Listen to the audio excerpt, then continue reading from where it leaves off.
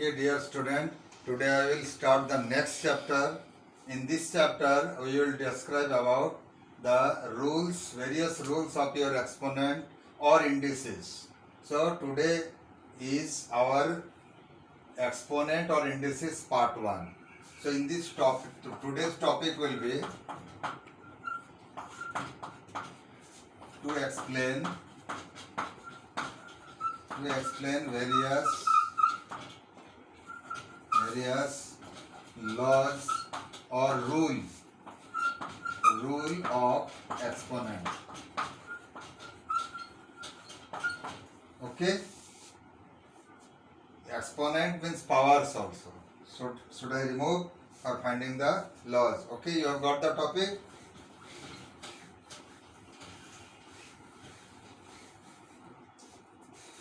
Suppose A into A into A into A. What will happen? When A into A into A into A, you are multiplying.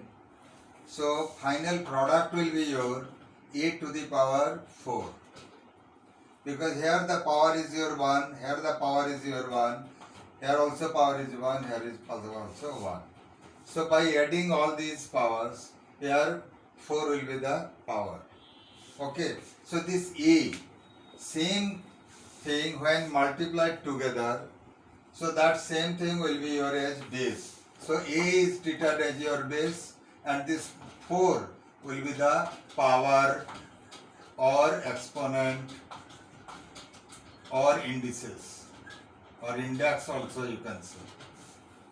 So that means when A into A into A into A, so when A into A into A into dot n times, then this value can be written as your A to the power n. This value can be written as your A to the power n. Clear? Where A is the base and n is the exponent or power or index or indices. Clear? Now, should I remove it? Okay. First law is your product law. Product law. Suppose you have A to the power m multiplied with A to the power n. What you will see in this case, base are same but powers are different. Then what will happen? You have to simply added up the power. Write only one base and you added up the power. This will be the product law.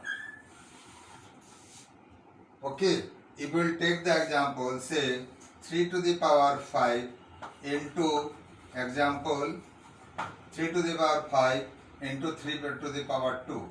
Then what will happen? 3 to the power 5 plus 2 equal 3 to the power 7. So powers are added. Having when same base having different powers are multiplied together, the product will be have the base one, only one time you have to write and you just add the power, you will get the final answer.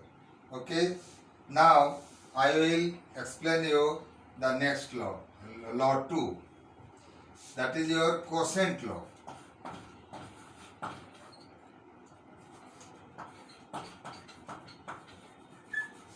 Quotient law. You know quotient means, quotient is the answer of your division. When dividend is divided by a divisor, and if the remainder is 0, then what will happen? You will get the quotient. Okay, so that means if A to the power m divided by A to the power n, what will happen? Base are same, power are different, and you are now dividing. Either you can write like this or you can write like this also, A to the power m divided by A to the power n. What will happen? Your final answer will be A to the power m minus n. On the right side, what is written? The power of right side will become minus. So that means during division, to find out the quotient. So division means you will get the quotient. So the quotient you have to write by subtracting the power. First one is positive, second one is negative. So that means a to the power m divided by a to the power m. Your answer will be a to the power m minus 1. Okay. For example, I have to remove it.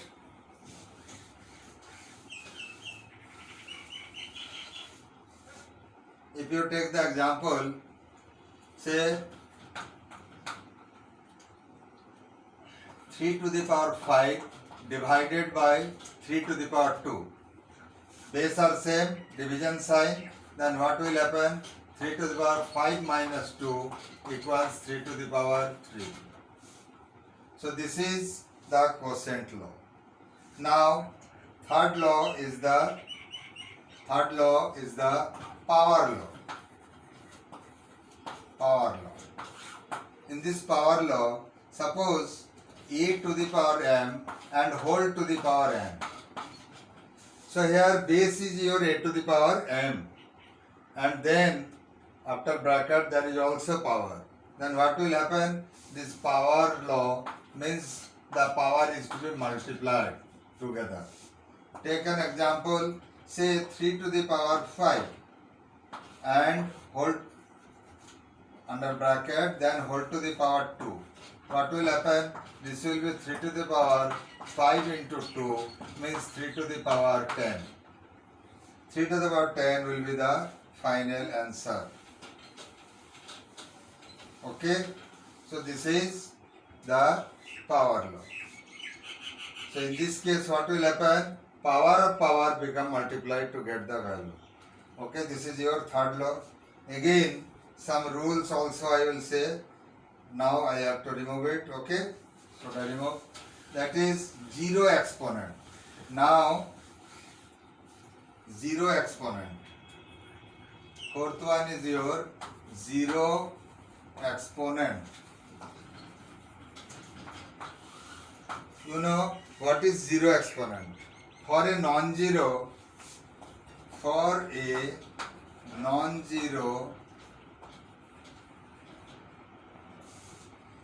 you know, zero exponent means for any non-zero number raised to the power 0 is equal 1. So that means, suppose that is e to the power 0 is your 1, where e should not be equal to 0. As for example, say 5 to the power 0 means 1. If 158 to the power 0, this will be also 1.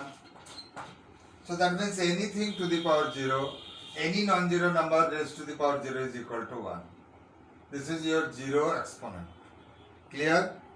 Okay. Now I have to remove.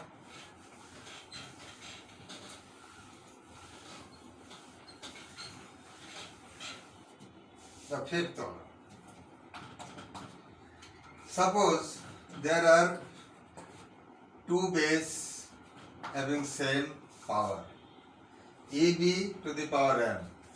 What will be the answer? That is will be a to the power m and b to the power m. Say example, suppose 3x to the power 2. So that means this is your 3 to the power 2 and x to the power 2. So 3 to the power 2 means 3 into 3 into x into x. So final answer will be your 9x square. You got? Now 6. If e by b, if the number is a fractional one and it is raised to the power m, what will happen? This is your a to the power m by b to the power m. Clear? Suppose let us take an example. Say 2 by 3 whole to the power 3.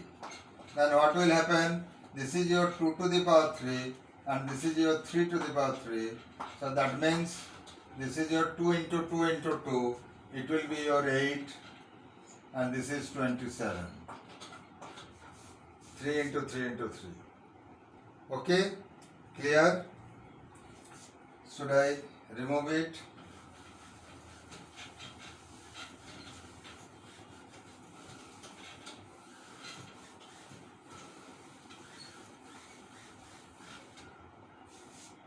So, law 7.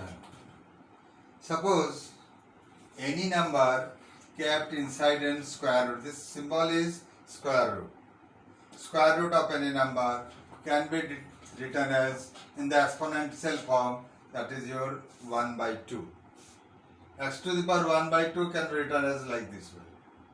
Similarly, cube root.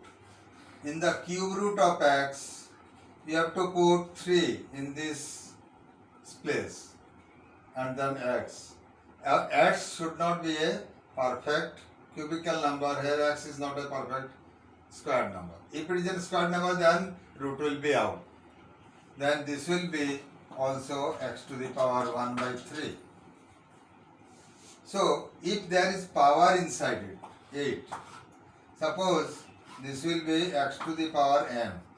And here it is nth root of x to the power m. Nth root of x to the power m. Then in the exponent form, what you have to do, this is your, in exponential form, this is your x to the power m by n. Okay? Let me write clearly. This is your x to the power m by n. Nth root of x to the power m is this much. Say example. Suppose this is your cube root of 8. Cube root of say 7. 7 to the power 2. Cube root of 7 to the power 2. Then in the exponential form, base is 7. This will be 2 by 3. Because here 3, it will be 1 by 3 and power is 2, so this is 2 by 3. You got it? Now, should I remove? Okay.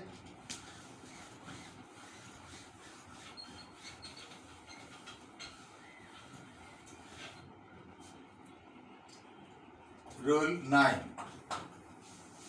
In this case, you see, in the rule 9, if you will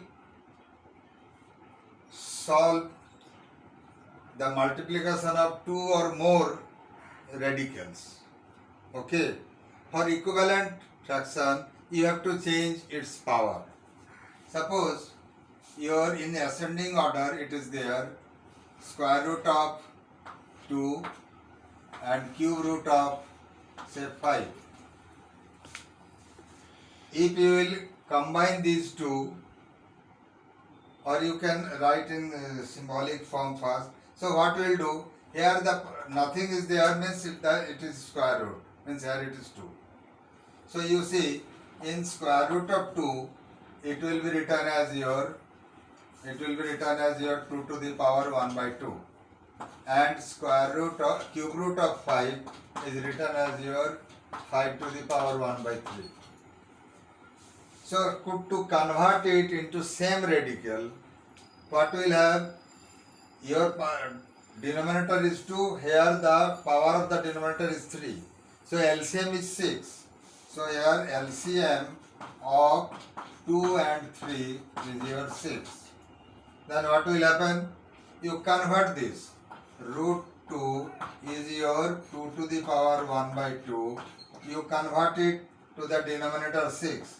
So for making it as 6, then what you will have to multiply in the numerator, that is 3. So 2 to the power 1 by 3 can be written as in equivalent fraction. This will be 3 by 6. So then this can be written as 6th root of 2 to the power 3, means 6th root of 8. Okay. Now I will also change for making equivalent roots here. You see, in this case,